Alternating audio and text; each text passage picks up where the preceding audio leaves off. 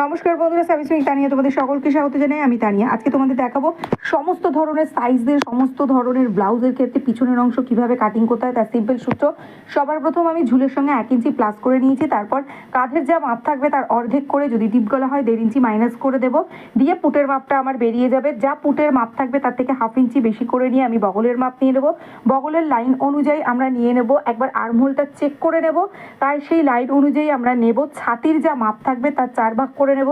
যদি 9 ইঞ্চির বেশি গলা হয় সেক্ষেত্রে আমরা আর কিন্তু ওখানে 1/2 ইঞ্চি লুজিং অ্যাড করব না, 1.5 ইঞ্চি মার্জিন নিয়ে নেব। কোমরের যা মাপ থাকবে তার 4 ভাগ করে নিয়ে 2 ইঞ্চি মার্জিন দিয়ে নেব। তার কারণ হচ্ছে পিছনের কিন্তু আমাদের টেকিন বসবে। তো এই হয়ে গেল আমার পিছনের মাপের ক্ষেত্রে সম্পূর্ণ সূত্র, ভীষণ সিম্পলভাবে।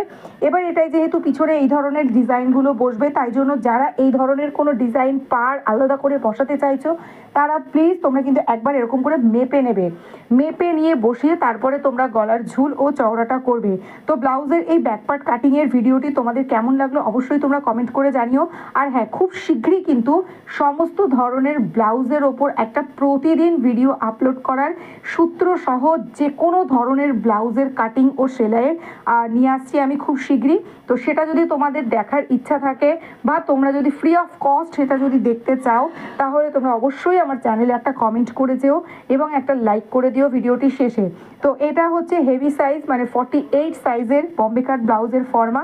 সেটা আমি কাটিং করে নিয়েছিলাম কিভাবে, সেটা আমার মানে বড় ভিডিওতে অবশ্যই দেওয়া রয়েছে। তোমরা যদি সেটা দেখতে চাও তাহলে অবশ্যই চ্যানেল ভিজিট করে দেখে নিও। আজকের ভিডিওটা আমি এখানেই শেষ করছি।